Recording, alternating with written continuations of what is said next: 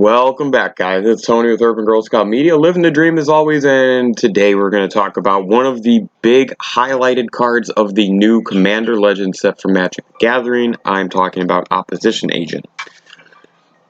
It's still kind of early today, still waking up.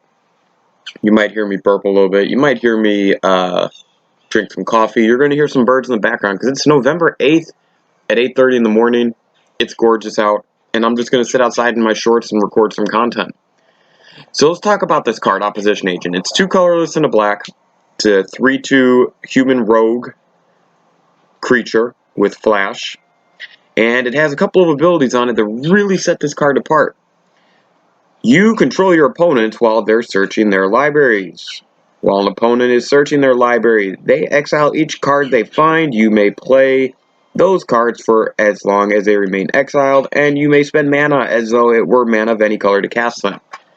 This, if it wasn't for that rotten-ass Jeweled Lotus, would be the chase card of the set.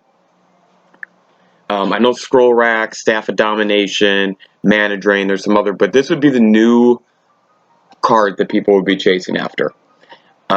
Huge card overall, and I think in EDH this is going to be very powerful. You'll likely have a lot of pods or a lot of games where someone will drop this, and one person will get burned in that game, and then everyone else will wait for this to be gone. That flash ability is scary, but with it being a 3/2, it dies to a lot of different removal and a lot of different instant damage spells, so I'm not too worried about it. I've heard a lot of people talk about how this card could be an issue in Legacy and in Vintage. I don't really play Vintage at all. In Legacy, I can see that. I haven't played Legacy in quite some time, and I haven't really focused on the meta in quite some time, so I don't know for sure if it's going to make a huge impact in those formats. I do think for EDH, because it's just really a lockdown type of card in black, I think it's going to find a home quickly. I believe the last time I looked at it, it was sitting around $25 at pre-release, which feels like a pretty steep price for a rare.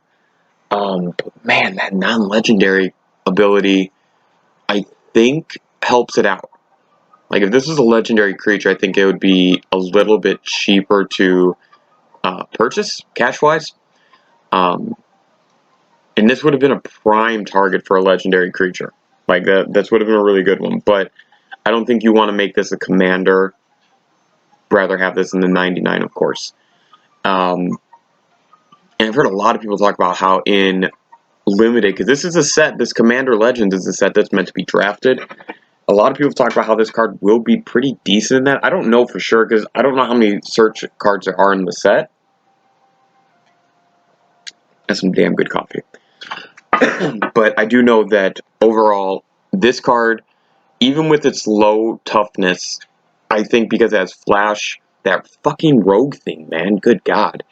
This is going to be a really good card. Casual, EDH, will definitely see it. Legacy and Vintage, I just don't know yet. I think it's too soon to tell. That 3 cost really hurts the card's ability to make a huge impact in those formats right away. But again, just like with a lot of cards from this set, I think that there's a lot of really cool new cards coming.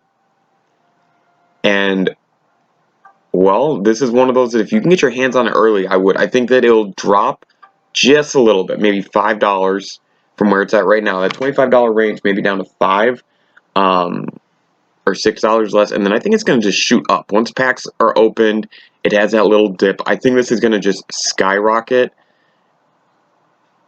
30 to 40 range. I really think, because the more I think about it, the more you have to realize, like, not a mythic, so there's going to be more in circulation, which means I think it'll bring the price down a little bit. But then when you talk about anything outside of EDH, you can have more than one of.